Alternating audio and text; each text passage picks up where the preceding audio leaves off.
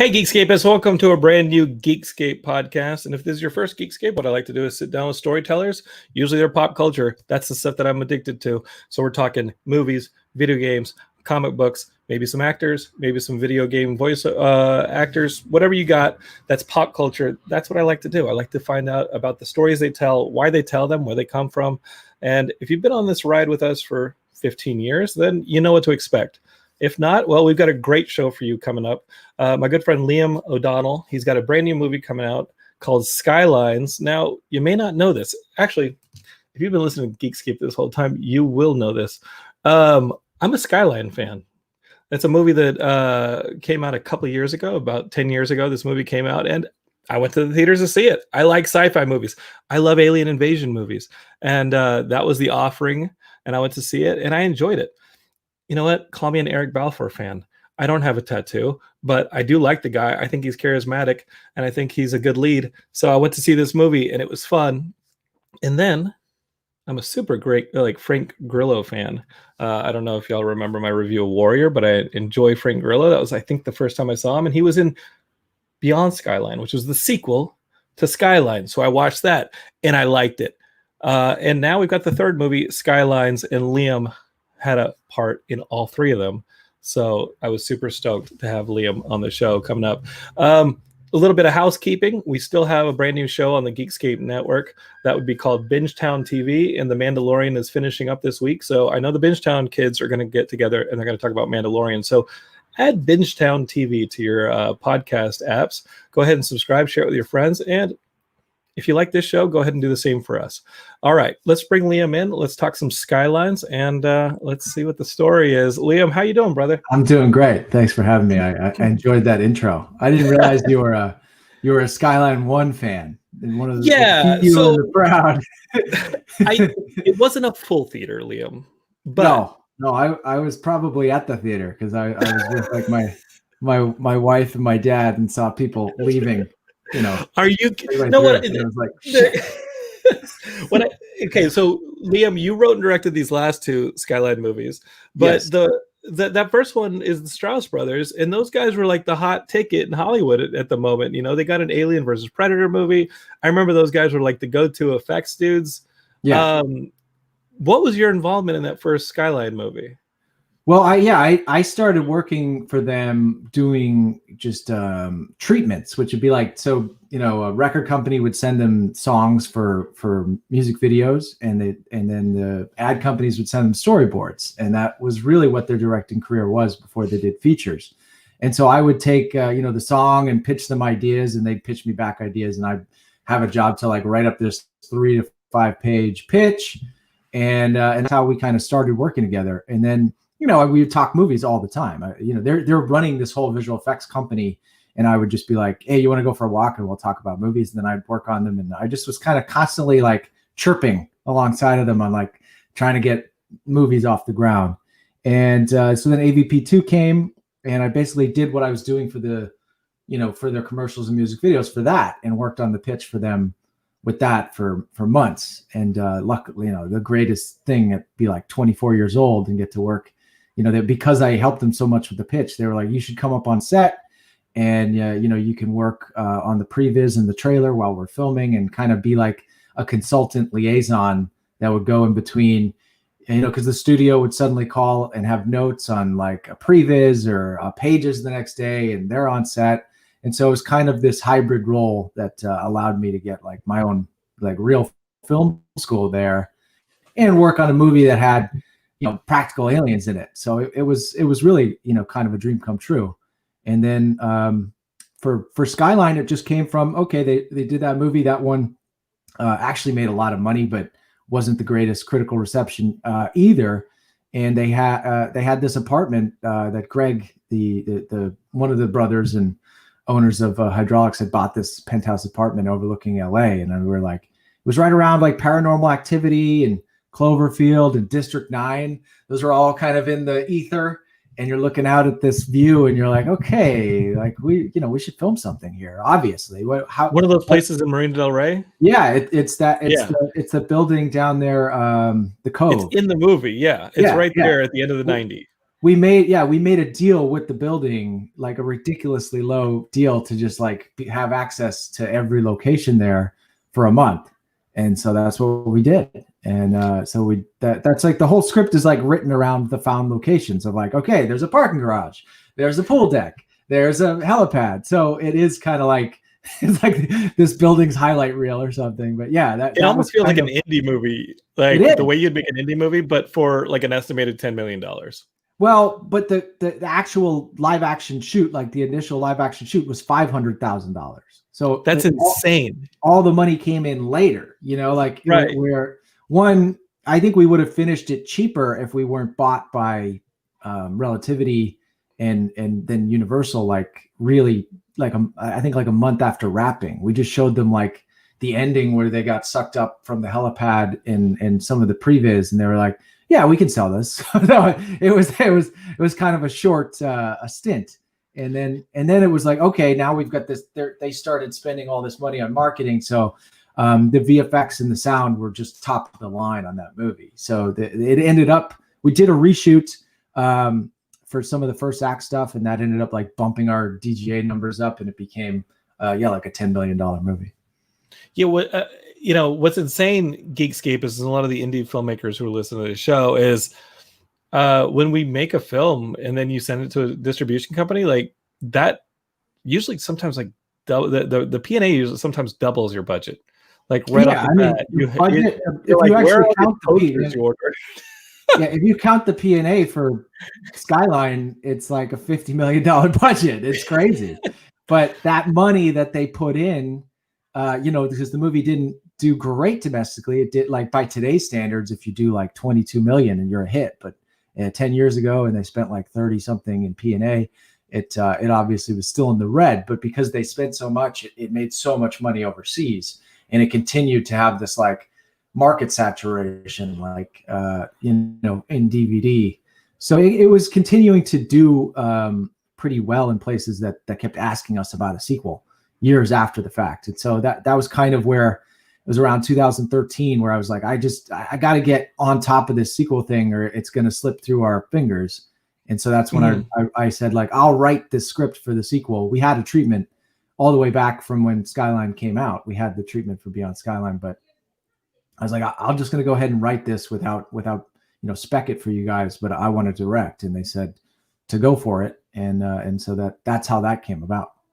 Yeah. What I love about it, and I actually like Beyond Skyline a lot, because the other thing that was kind of in the whole zeitgeist at the time was, remember Falling Skies, the USA show, or I think it was TNT. TNT had that show Falling Skies with Noah Wyle on it. Yeah, I only watched the pilot like probably around the time of Beyond Skyline, because I think it came out like maybe people were asking me to write a TV pilot, so I was kind of watching it for research, but I didn't watch it when it was on. Yeah, I was a fan. I was a fan of that stuff, and like I said in the intro, like alien invasion stuff is always fun. It's always, I think that it does tie into the same kind of survival mentality post 9/11 that we're thinking when you watch something like Walking Dead. Is like, okay, this bearing force, that forces humanity into like into a corner and forces our survival. What would you do? And I think that is a genre that is really I think that it's kind of a fallout from a lot of the imagery that we've had. I think you're right. I think you're right. I think people were asking. I mean, Skyline, you literally had towers in it. Yeah, no, I know, I do. I think at the time, I remember doing like a press day at Hydraulics, and then we like went out on the deck there, and we're talking with different critics, and there was one, I can't remember her name. It was a very smart female critic who was asking about that. And I remember kind of like not, I didn't want to admit it. I think I was kind of like underplaying, like, no, this is more like a, just turn your brain off, fun invasion movie. It's not, I kind of didn't want people to go in thinking that was like, I don't know, something that was conjuring up those images. But I think having then seen other movies that continue to do it, I'm like, yeah, it was definitely part of like the collective conscious at the time. Like it was definitely something about the feeling of waking up after like a party. It's like a normal day and the world is ending. And I mean, that was pretty much a lot of people's experiences on 9/11. I was like walking to class that morning and then got into class. I was at Boston University and they were like, this is the day that will live in infamy, go back home and watch TV. And you're like, wait, what? And then your brain starts to like slowly try to put things together and you have such limited information. So that was definitely, I think, part of it. Yeah, I think that's one of those things that if you aim for it, you're going to end up making something that's kind of gross. I think that what the successful pieces of the genre, Walking Dead being one of them, is, Robert Kirkman was just like, hey, I want to make a movie that keeps going after the Romero movies end. After we have 2 hours of these people, they still got to live in a world that's kind of messed up. What happens then? And and I think that's something that you've continued with the Skyline movies. These last two is, okay, yeah, you have a bunch of aliens that have invaded and taken out most of the population of the Earth. What happens next? And although it's not a series, you have 2 movies to do it in. And, the one tonal shift I'll say to Geekscapists who maybe watched Skyline or like, hey, that was cool. It was all kind of centered in one place. I don't know if it was for me. You do this thing, Liam, with the next 2 movies where you go so like fight heavy into this stuff that if I'm going to tell the Geekscapists that if you're a fan of movies that we pimp all the time, of the raid films, if you're a fan of that stuff, if you really like I've got a Van Damme poster behind me, a video recording of the show. Like, if you're a fan of a lot of that stunt choreography, I think that you did a great job on that second movie. Obviously, Frank Grillo is amazing. And then you brought in like Eco, who is in the raid. Like you started bringing in these raid actors to be in the movie. That's got to be awesome and do some heavy lifting for you. You did it again on this movie. And I wanted to know where that came from, that injection of sort of the hand-to-hand combat fighting that wasn't in that first Skyline movie, but is now part of the language. Well, I mean, I guess to where it all really came from was like, it was part of like, you're like, okay, I'm stepping into the director's chair. Like, what am I going to do different about it? And like, it's a lot of pressure. And I felt like, to me, my whole, like, my mantra in Beyond Skyline was like, I just wanted, like, I'm gonna put up everything that I love into this movie, and if it fails, like, I'm gonna fail with my love. That sounds like a crazy thing to say, but I was like, I love. No, it doesn't. You didn't know if you were gonna get another at bat. I didn't know. Does that make sense? That's not a slight. Like every time you go out, you don't know if you're gonna get another at bat. And the reaction to the first Skyline was so negative that I was like, who knows? I just want to put something out there that, like, I know I'm going to unabashedly love without any compromise. I'm going to cast actors that I'm huge fans of. I'm going to try to do like every little thing that of elements and put it together in places I haven't seen before. So like really the jumping off of that movie was Die Hard on an alien ship for me. I was like, what if John McClane got abducted by aliens? That was sort of the beginning of it for Frank's character and Johnny Weston's Trent. So that's kind of like the first half. And then it was like, where does the ship crash was always like something that we were trying to figure out. And, there was, it was coming up with Laos. My wife was born in Laos. And so that was definitely something that, I learned from my time with her and stories with her, and her sister actually moved back to Laos. So there was a bunch of different things that I was thinking about with the minefields and with tunnel warfare from the Vietnam War that I thought could be like a really unexpected, cool way to go for the third act, instead of going on the ship and having everything be so big, to then kind of go actually smaller and more contained into the end until it breaks out into a big, temple battle. So we're like, okay, let's go scout in Asia. And we met a really interesting company, Infinite Studios, that has stages in Singapore and across the bay in Batam. And so when we met them, like our first dinner, they were like, we're friends with the raid guys, Zico and Yayan. And it was, do you think you'd want them in this movie? And it was like, wait, what? Like that could happen? And they're like, yeah. And here's their manager, which was at the time was Gareth Evans' wife, Maya. She's in Who's from Jakarta. there? Yeah. Yeah, she was in Jakarta this week. And so then we're like, emailed her and we're like, we're going to be in Jakarta tomorrow. Can we get lunch? And she's like, yeah, I guess so. So then we bought tickets to Jakarta, like went there. It was like, we had to close that deal to make that happen. Cause it just, just having that name float across the table, like it changed all the possibilities for the movie. And then once you meet them, they're just the greatest, like hardest working, most humble guys. And they were so pumped to add choreo to the movie. So like the back half had like they fought an alien in a bunker and then they had a whole war, but it wasn't as martial arts heavy, obviously. And then, I could never choreograph a fight like those guys could, like no one can, That's you, right? Yeah, that's me. They know all about me. They're coming to get me. Geekscape is sorry about that. So once they started adding it, and that was like even a thing where my creature designer, Alan Holt, he's making these monster suits in Los Angeles at the time, and he thinks it's going to be kind of like the script. And I'm like, hey, have I showed you this choreo yet? And so I'm like kicking the shit out of the area. And he's like, what, how so he had to build all new stunt heads that were like these foam heads that could take a punch. And so, yeah, that was like a gift from the movie gods on Beyond for sure.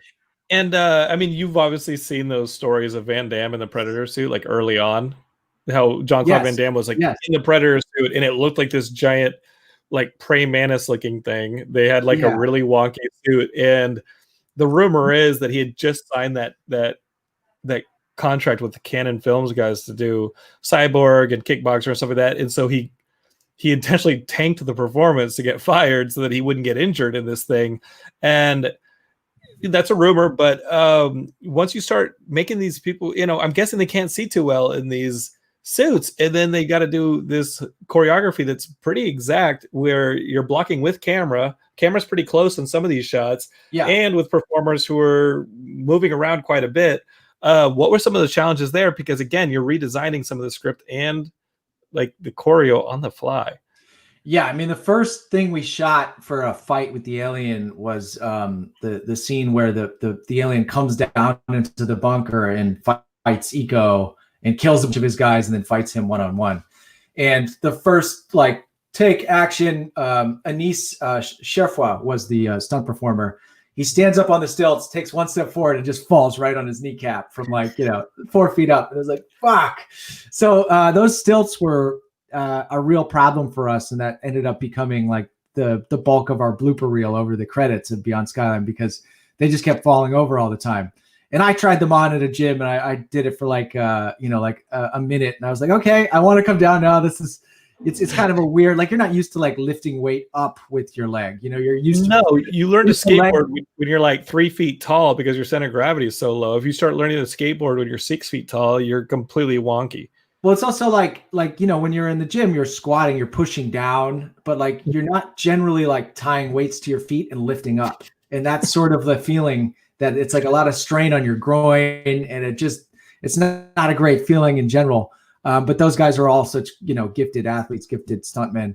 But so for Skylines, that was one of the things that we did redesign. We brought in, we bought a new stilt system called DigiLegs that were kind of made to be on screen fully practically. And then we had to put in like skins around them and skin more of the leg. So in Beyond Skyline, the suits kind of ended at the knee, and they were all digital for the rest of it. And it ended up being kind of a real pain in the ass VFX wise, because the way that the hips move, you kind of couldn't keep as much of the practical leg as you wanted. So it ended up having to be like always replacing from the waist down. And that's just really expensive because it starts to become fully 3D CG instead of just a 2D composite. So, so I really wanted to nip that in the bud in this one. And so we did, and it turned out really well that Trent is our alien character in this, who's part of the team. And, he originated in Beyond Skyline, and now he's a full alien in Skylines. But like 90% of his leg shots are all on camera, which is cool.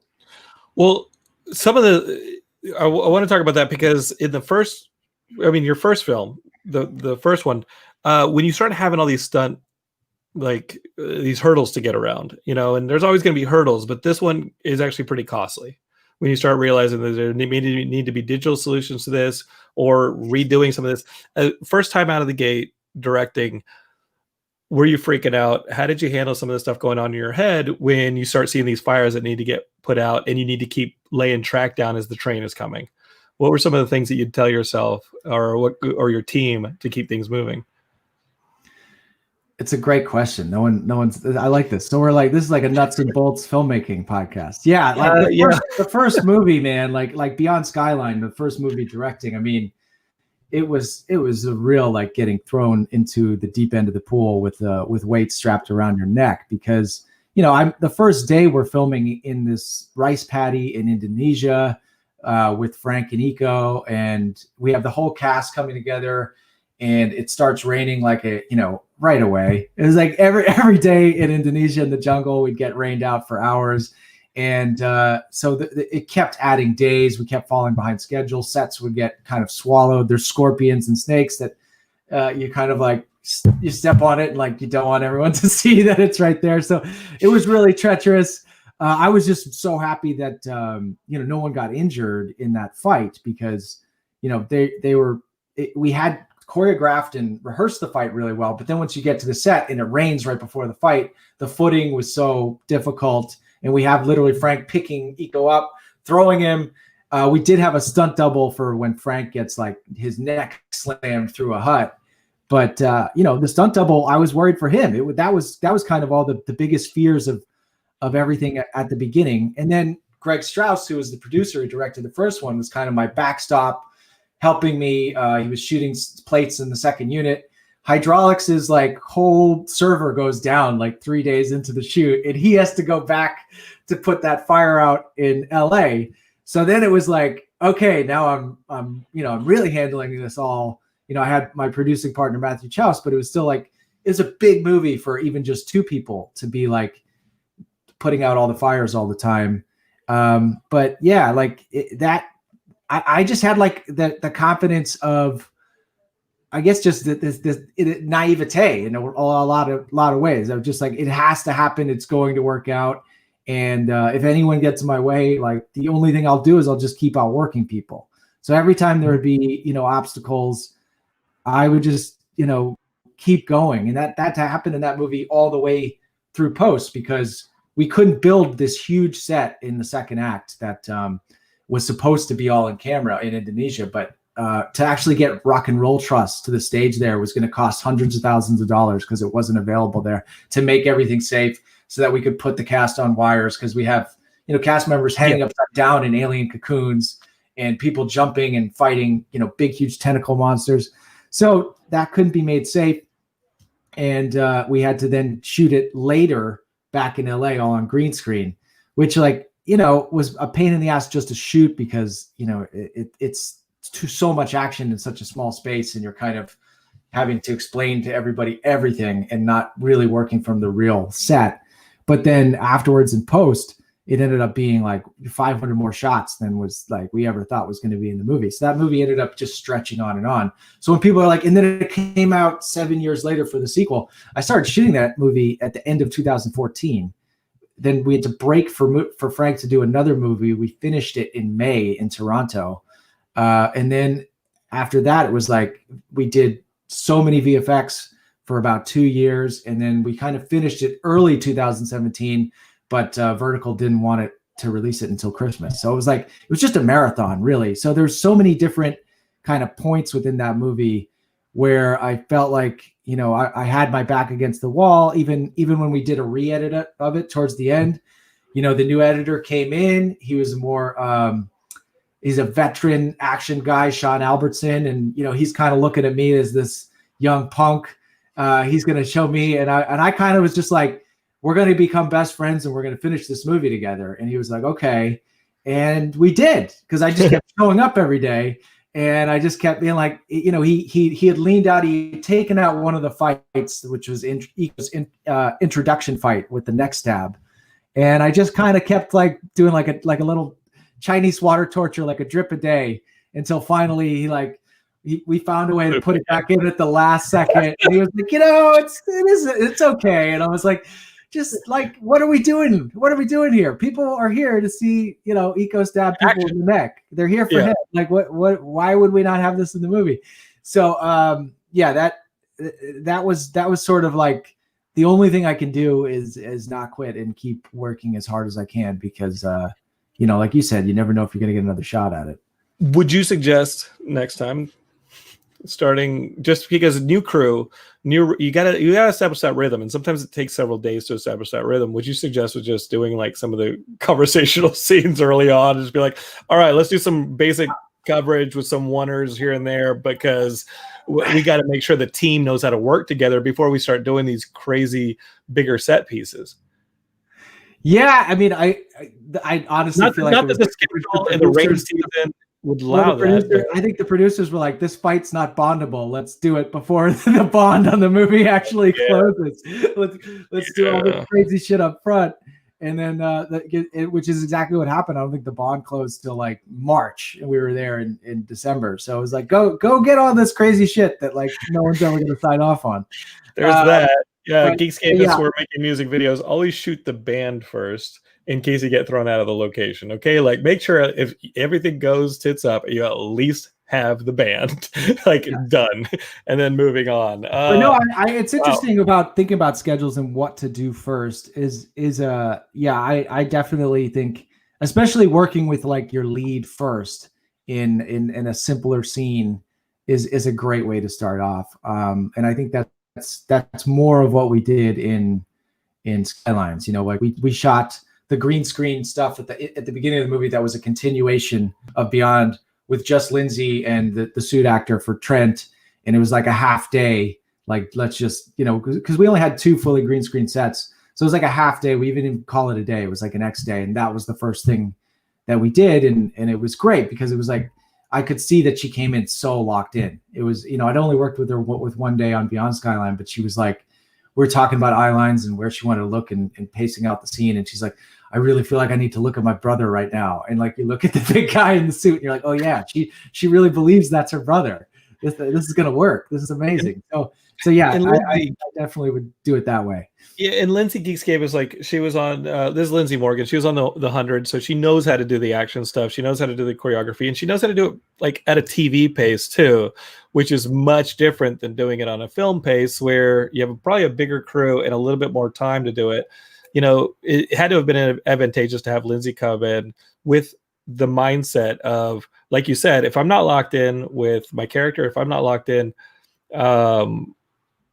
we may be going at a pace that doesn't allow me to play catch up. And that's really huge. That's a huge advantage to you. And then again, like you said, doing just simple, you're talking about your Lord of the Rings intro with the spaceships. Yes, I'm gonna call it the Lord of the Rings intro. That's what I call it. I call it James Cosmos does the Lord of the Rings intro. Because first off, when I'm watching the Lord of the Rings intro, I was like, Liam, you're cheating me right now. You're like, straight up, first off, I'm just gonna call Skylines Skyline 4, because there's a Skylines 3 that you give us in the first like 5 minutes of Skylines, and you straight up were like, yeah, this happens, enjoy. And I was like, Lord of the Rings, like, was there like 10 seconds left in the football game and you're just trying to chuck it up the field as fast as possible? There's still room to explore that time period. If that were to come down the road, because I have fleshed out the stuff that happens in between the movies, and I really, not to jump ahead, but that would be something I'd love to do. But yes, it is like, I feel like, what was it, X-Men Days of Future Past kind of did that, where all of a sudden you're like, wait, was there another movie in between this? Did I miss something? What is this a sequel to? We're in the future now. Yeah, right. Magneto and Charles are getting along, and I kind of love that shit. So that was a little bit of like, let's just we'll do the Lord of the Rings kind of like consolidate, and I also tried to just put the lampshade on it, where he's just like, after that it gets complicated, because wasn't some pre-designed trilogy. It's kind of each movie's been this different evolution, and then if you're actually going back and being like, okay, what are the rules of this superhero character? How do I create her origin in a nice, like, easy to digest mythology? I kind of just had to crush it all together there in like 2 minutes, and then get you into, this new adventure. And again, Geekscape, if this is your first Skyline movie, what I know we're joking about the Lord of the Rings intro and how, original Lord of the Rings did it in the first movie. Liam's kicking it in the third because he's just rocking that way. It does give you what you need. So if you just decide to check out this one, which I actually suggest you check out all three, but if you just check out this one, that's not he does give you a pretty good Cliff's Notes there at the beginning. One thing, a Geekscape's Bold T is asking, Liam, do you read comics? What is your favorite book on filmmaking? Before you answer that, there's a really great comic called Descender or Ascender, and I think it got optioned by, I think it might be a Netflix or an Amazon series, but the writer who does it, I'm blanking on it, but what Ascender is like in the future, or Descender is the first one, Ascender is the one going on right now, but in the future, like robots are outlawed because these giant robots showed up and just started killing people, like giant, and they're in I'm just preparing you for this. They're called harvesters in that one, and they're huge, like Galactus-sized robots. So they show up, and because of that, a lot of our assistant robots and companion robots and things like that are outlawed, and they're like hunting down robots. And it's about like this guy who's young, he outgrew him, but his young companion robot was left like on this planet, and kind of finds out, like a little bit of Pinocchio story, kind of finds out his autonomy and his bigger purpose to kind of save everybody from the potential return of these giant robots. And as I'm thinking about it, I'm just like, okay, it is a similar theme, not that it's but I definitely recommend it because it's a super cool story. And again, it's very different than yours because this one is a future society. It's an intergalactic federation. It's got a lot of different things going on. But the whole idea, Harvester is a pretty common name. I didn't have names for, I didn't even have the word alien in any of the first two scripts, really. But that's what they're doing in the first movie. They're definitely harvesting people. Yeah, exactly. So it just became one of those things where it's like, I had like weird names. I had like in the second one, the evil alien was called the shepherd, like she was the shepherd of this flock, but no one's going to ever say that word. So harvesters was just a very kind of simple, like you said, it's what you see them doing. So it might as well be the name. Do you read comics, and like where did you start? I was the huge comic fan. Like, so I'm 38 now. So like when I was like 10 to about, 15 was really more my heyday, which was like the Image Comics explosion heyday of like Spawn and Todd McFarlane. The Sideways issue was like, those were all like my touchstones of like, oh, I got really into that run. I was really into X-Men. I actually like Darkhawk, which everyone makes fun of me of, but I really like. People were like, "Would you like to make?" And Shadowhawk and all that stuff? Was it Shadow? Darkhawk was the Marvel version. Shadowhawk was the Image version, but the Image version was kind of a ripoff of Wolverine.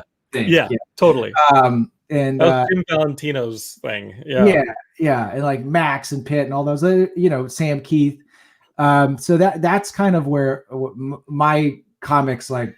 Heyday came from. And then when you start, coming out into Los Angeles in the early 2000s with that huge like graphic novel boom, with 300 and then Watchmen and stuff. I was reading a lot then. The last comic that I really, really loved though, it was a couple years back, was the Dark Horses, like the Conan series that they did, which were like, they did an awesome job. I bought every single one of them. And Kurt Busiek's artwork, and that dude, the guy who was the guy who was doing that artwork that Kurt Busiek was writing, and it was like Carrie Nord. It was the best like storytelling of Conan, because I've read all the short stories. I had an opportunity to like kind of consult on that reboot before it went to Nispel. And so I read every single short story, and I read all of those Dark Horse adaptations, and I felt like from every piece of media, I felt like that was the most perfect. It was the most perfect kind of blend of, the fantasy with the savage kind of like ideology of that character, which is always kind of annoys me in the movies, is that they always make them revenge movies because they think that's the only way that like his harder edges will be palatable for an audience. And he doesn't really even have a revenge backstory in the original stories. And I thought he's an explorer. He's a thief and an explorer. He's more like the man with no name, like a Clint Eastwood, or even like there's an element of Jack Sparrow, of like that this like agent of chaos that kind of can play people against each other. Like Yojimbo, like he's got this intellect where like people will always hire him for a gig, but they're going to try to fuck him, and he's going to fuck them worse, and he's going to get away with the money and the women and the booze. And I'm like, that's such an awesome character. I just wish that, in movies that they could do it like that instead of have it be always, you killed my parents and I got to come get it, which is like, I fucking love, the Arnold's Conan the Barbarian. I think that kind of made sense for that time. But now if you were doing a new one, that was at least what I was urging at the time, was to call it like Conan the Cimmerian, and to have it be like he's Clint Eastwood. He's the man with no name, but he's a fucking barbarian, and no one listened to me. I like that take way better. And I used Carrie Nord's artwork as a reference when I have a character named Super Action Man. When I put out a comic on that Carrie Nord artwork was my like reference. And I got to tell you straight off the bat that I was reading Avengers this week, and who did the artwork? I was like, who's doing this artwork? It looks familiar. Dave Keown, who did Hulk and then Pitt. Like, this, I haven't seen this kind of artwork in a while. Oh, it's Dave Keown. I got it. There's a new series with Conan that's like Savage Avengers that I've saw online, but I haven't bought it yet. But it looked like right up my alley. But it's kind of fun. Gary Dugan, who's the writer, he's been on the show Geekscape. He's in charge of that one. But I do recommend just the straight up Conan stories that Marvel's doing. I think they're doing a good job. As it's the best stuff since that Dark Horse stuff that you're talking about that Kurt Busiek started with Carrie Nord. I love that stuff. I think it's incredible.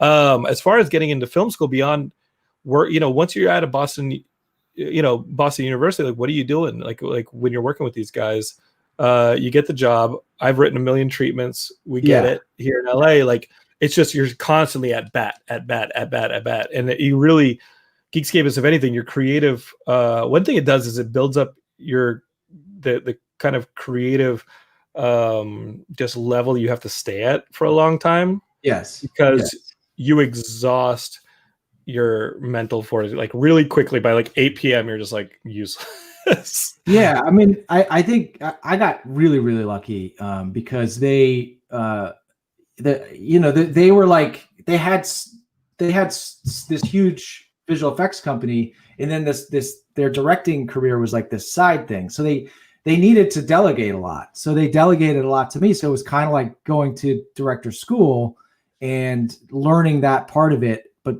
mainly from a writing perspective. But because those guys they bought their own cameras, they bought their own lenses, and eventually we had stages, we could just shoot things. And there would always be like, okay, well, if this is the pitch, like around 2009 was when we started just shooting our own pitch trailers. Like Skyline, we shot a pitch trailer of that with with our friends who were aspiring actors, during the Thanksgiving Day break of 2009, and having that to go with the treatment and writing the script and having concept art and hydraulics is what got that initial 500,000 in to shoot it. So that was kind of the DIY of what those guys did instilled in me. And I had come from that from when I first came out there. I was working at like a local pothead production company where they would pay me like in pot and marijuana and like occasionally $100 a week. And like, maybe turn into something. It was just like, but it would be like, okay, here's like a makeup infomercial. Just go over to their place and film these women talking about their like makeup line, which is like, but it was enough responsibility that I had to like stand up and set up 3 cameras and say action for the first time. Well, I think my voice cracked. I was like, action.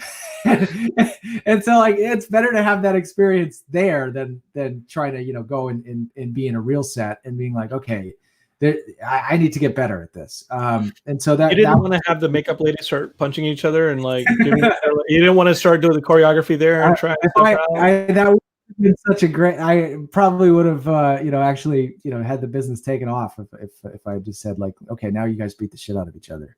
But no, at the time I was like, I was so scared.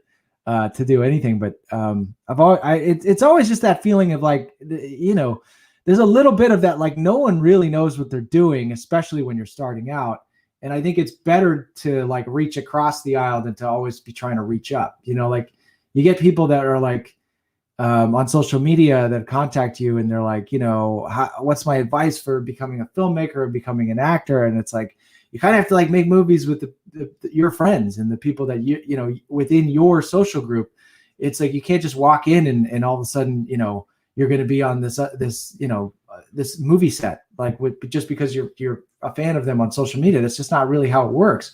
It's like everything I started out with, it was like filming, with my roommate. And we actually filmed on the Skyline helipad before the movie did, because, we were doing like this sci-fi super soldier thing where we had like, paintball armor on ourselves and all this stupid sci-fi LEDs. And we had like fake paintball guns on the rooftop up there illegally. And so I was like, yeah, that's going to be a good location for a movie, because we'd already kind of done our own little DIY short that ended up being a little thing we put online. And I feel like nowadays, I mean, that's back in like 2008, 2007. Nowadays, that we were shooting like 24p on those that was like the big breakthrough, right? Remember how excited we were to do that? The best. It felt like we were real movie makers, When the HGX 100 came out, and suddenly you weren't shooting on mini DV. You were just like, what is this? Yeah, this is amazing. We could shoot forever. Yeah, and so my roommate was really good at. He still is. He did actually. Matthew Santoro's his name. He did all of the holograms, like the moving holograms in the ship in Skylines. So he did all these After Effects stuff on our footage back then, and it was a really exciting time because people were so like, I guess in a way, like easily impressed by visual effects. Like if you could do that stuff, everyone's like, holy shit, how do you guys do that? But now there's like, there's all these kind of plugins, and it's a little bit simpler to do that kind of basic stuff. But it really was about kind of like just kind of failing and trying over and over again. And I definitely lucked into that situation where those guys were open to delegating and letting people kind of play with their toys. And Geekscape I think Kevin Smith also says this. He's like, dude, just make a movie where you are. Like, you don't have to move to LA. You don't have to move to New York, especially now with all the, I've told you a million times that John Cassavetes would have killed for the camera that's on this phone. And you can just go make a movie. Just do it. And like Liam said, like, you will go up in parallel with each other. You will climb with each other and look out for each other. And I think that's way better than like the cutthroat ladder climbing where you get to the top and you realize you don't have any friends anymore. No, now you're just a commodity for somebody, and when they're done with you, you're done. Podcast. Yeah, no, that all that stuff definitely happens too.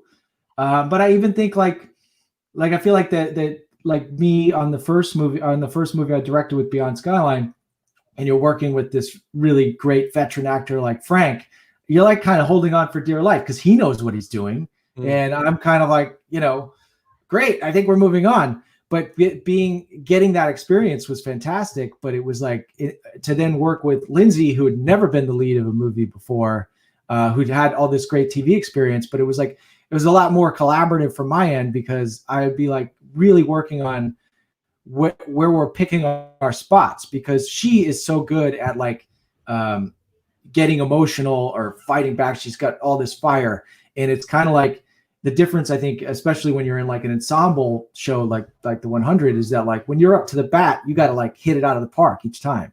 And I'll just be like, you're the lead of this movie. Like you actually have to lose scenes, which is an interesting thing to learn. Like, no, like you kind of just fucked up. Like your character just fucked up.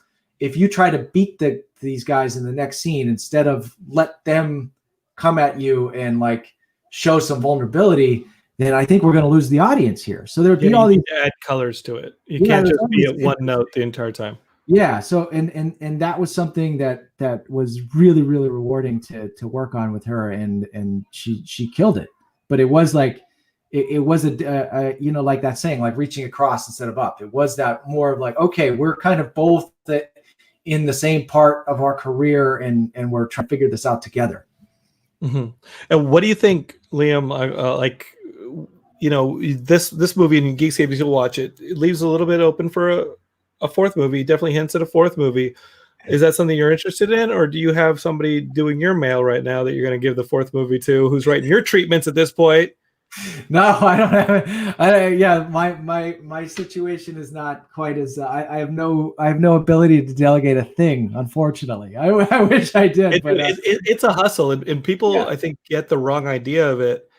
And I was just talking to someone about this last night, because I think certain people have, like you said, have a wrong idea, and it's a weird thing for us to talk about, because you don't want to complain about being a middle class filmmaker. It's like, what the hell is that? Like, I tell people, it's not laying brick. I was like, I'm not laying brick, but at the same time, we're constantly hunting.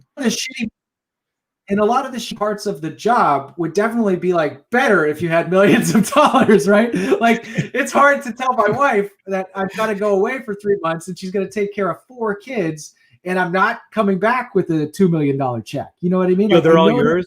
All those kids are yours. They're all mine. And I sound I feel bad whining about it, but it is water on them and they start multiplying. Like, how did you get that many kids? I'm a slow learner. It takes me a long time to figure out how this stuff works. But yeah, but that was one. And then also, like, where I'm at the point right now with this movie where, we've done the festival circuit for 2 months and got a lot of great reviews. And now, like, all the mainstream normal venues are starting to review it. And some, they're just like, it's obviously not the movie for them, and they're going to be really negative about it. And you're like, what other job do I get just like shit on in public? like no one else like does the job where then like someone comes into the public square and is like, you fucking suck. And if you say anything back, you're a fucking thin-skinned baby. Just take it. And like, it's just a weird job. And so like, I guess it's like, it is like, you just, it's like, what would be great is if I were making a lot of money. That would be the great thing to go with all of this weird, unique stress. Whereas, yes, I'm able to provide, for 4 kids, and where everyone's doing great. But it is like, it's a weird thing to complain about and try to explain to people. It's like, I'm kind of living like a normal mid-management salary lifestyle, but then you have this weird added stresses of crazy travel, constant hustle, a lot of stress, anxiety. Everything could be falling apart. There's not that like security of like, oh, I've got a 10-year, I have tenure, or I'm going on retirement. Like, it's all this it's not a job for anyone, especially nowadays when we talk about mental health. Like that's actually one of the things when I'll talk to younger people and they want to get into filmmaking, I'm like, I don't know how to, does anyone even talk about this? Because you have to really be, have some sterner stuff or a great support system, because it is pretty much designed to like run on your anxiety. The whole thing runs on your anxiety.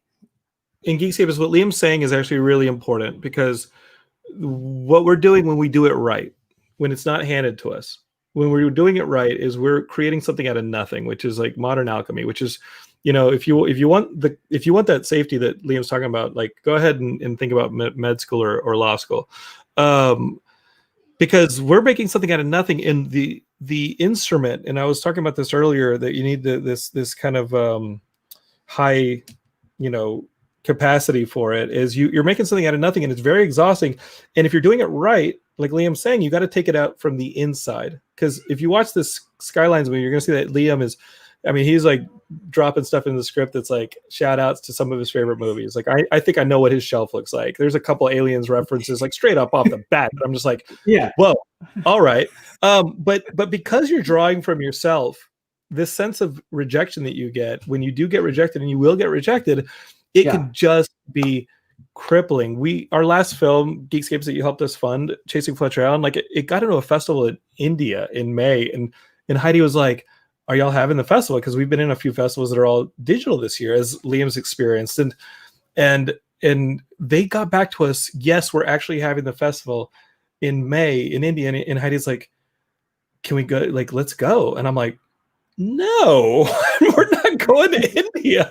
Like, this is not the year to go to India, when India having the second highest COVID numbers in the globe. Like, I'm not spending that's an expensive trip. First off, I'm not going. Like, we're not going to India. We're gonna shoot a video tonight, and we're gonna We're gonna send them a nice video to say thank you for playing our film. We hope you enjoyed it. I hope this is subtitled. Like that is what we could do, because you know you know it's tough, Geekscapists, and you got to love storytelling. You got to be like Liam is talking, like we're getting here through a lot of coffee deliveries. Yes. Yeah, and I love it. And especially this past year, like we wrapped editing in February, so it was like perfect timing that I was in London. We wrapped it like okay, we're gonna lock for visual effects. All the VFX started in March as the lockdown happened. So, you know, we did like 1,200 VFX shots over 8 months in lockdown, and it was crazy. But that was my favorite part of the year, to be honest with you. I liked waking up and looking at those VFX and seeing my budget dwindle down and realizing that I was going to have to pay for some of it myself. But like, yeah, it still was like, I miss making the movie. I think that's where I am right now. It was actually like a mourning process to finish it. And now it is that feeling of like, it's coming out and you're getting this feedback, and some of it is so amazing and people completely connect with even like the tiniest nuances of things you're putting out. And other people, it's like, how are these two people watching the same movie? It's such a specific audience. It's actually not Geekscape. This is just reality. We are the audience. Yeah, exactly. But it's just reality. It's like, you know, half the country thinks, you know, the two different people won this election. Like there's multiple realities that we're living in right now. So you kind of can drive yourself crazy. But yeah, I just being real. I've kind of been trying to talk about that a little bit more lately, because even when I meet up with other directors and get coffee, I don't know if this is a faux pas, but I'll always ask them, like, so how are you doing for money? Like, what's going on with, like, how do you make it meet? A lot of the time you can kind of tell that it's family, you know, that they have some type of family connections, because you're like, well, dude, you haven't done a movie in like this many years. Like, you know, a lot of times they're doing great and they're killing it on commercials, and that's subsidizing everything. Or they have other jobs, you know, like, oh my God, Geekscape, if not for editing, this year it would have been brutality. But I had an actor cast. I had coffee with him. We cast him, leading a film. He was the lead in a blockbuster last year. We cast him March 8th, March 12th. That movie's not shooting this summer. Well, that I thought of people like you, and that was actually what made me feel like counting my lucky stars. Meanwhile, my producer George Callert wrapped a movie the Monday before March 12th was a Thursday. He wrapped a movie that Monday, and he's lucky as hell. He had one reshoot day that he was able to do without actors that he did sometime in July, and that movie is pretty much done, based on a graphic novel. That's my producer with another director. Geekscape, I love having people on the show to talk about the real stuff and actually talk about the mental stuff. The mental stuff is killer, yeah. It's 100% of it. And if you like it, my buddy Adam Mortimer, who we were talking about being on the production company together. That's an episode or two ago. He did this movie that just came out with Joe Manganiello. Oh yeah, Arch Enemy. I met him in Indonesia. He actually came to the stages where we were filming Beyond Skyline and was scouting them for another movie at the time. I haven't seen him since. We both live in LA. So I actually reached out to him last week to congratulate him on Arch Enemy, and was like, how is it that we met like 6 years ago in Indonesia and we've been living in LA and we haven't, you know, met? And he was like, dude, I know. So we made a bro date to kind of trade war stories as soon as it's safe to do so. Oh my God! Can I hit you right on that one? Because Geekscape, you heard us catch up 2 weeks ago. I think Adam and I checked we were in the same production company like for years, and we just checked our texts and we were like, dude, we haven't talked since 2013. I have your number. Why did we go through PR to do this? Liam, dude, you're always welcome on Geekscape. This is our kind of movie. Forget the critics who are like, oh, I'm sorry, this isn't like they're writing a review with their pinky out. Like, just forget that. Right. Like, this is our kind of movie, Geekscape. It comes out this weekend. You can go see it at the drive-in. You can see it on VOD. You can see it wherever you get any of this like 2020 content. But go see it at the drive-in. This is like actually a perfect drive-in movie, I think. I think so too. And of course, we're gonna have Liam back whenever he like does the next one. The heartfelt countryside movie. That's not no effects ever.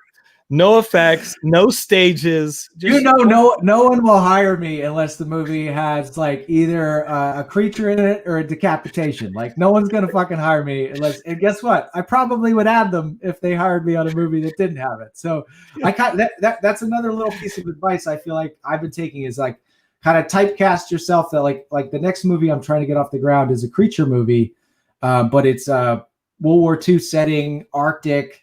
Very kind of serious, bleak, dread-filled. So it'd be a change of pace, but like the financiers can look at the package and still go, "Oh yeah, that's a creature guy. He'll handle that," and that makes them feel better. It's like always trying to come at it from like what's going to make it easy for the guy with the money or the girl, whoever with the money, to say yes, and how do I make it so easy for them to just be like, "Oh yeah, this is a no-brainer." And that's instead of like point. Sometimes it's not about presenting it as the most creative, amazing thing possible and presenting it as like, this is the thing that will make you feel the most comfortable by giving us the money to make it. In Geekscape is again, like I know that Hollywood sounds like it's a place where you just hit home runs, where home runs are the only thing that count, but like this, like life is so much made out of just course corrections. And just remember that when man first got to the moon, they were only on course for 10% of the voyage. The entirety of it was course correcting. Okay, so don't get deflated, don't get bummed out. Just remember that this is part of that process, and like take the course corrections as victories because it's a tough road, dude. Liam, thanks so much, dude. I wish you luck this weekend with the movie. Thanks for coming on Geekscape, and that is an open invite, dude. Anytime. I love it, man. Of course. Geekscapists, tell your friends to subscribe. We got much more of this. We got a couple more episodes, I think, coming out before the end of the year, and we've already got a couple people booked for January. So it's fun. Well, who knows? Maybe I'll just never make a movie again, and I'll just keep talking to you on the internet. If so, you're going to benefit. Your mental health will benefit. You know that. Your mental health will benefit, Geekscapists. My mental health will probably be in the crapper. So leave me a 5-star review to kind of buoy it a little bit. Thanks again, and Geekscapists, over and out. Don't hate, create. Peace.